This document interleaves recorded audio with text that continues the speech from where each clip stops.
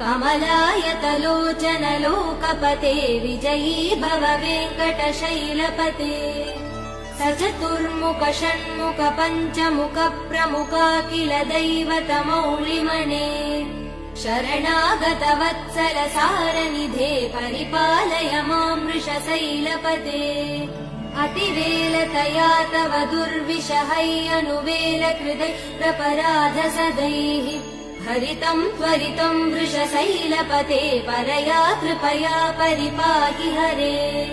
अधिवेङ्कटशैलमुदारमते जनताभिमतादिकदानरतात् परदेवदया गदितान् निगमै कमलादयितान् परं कलये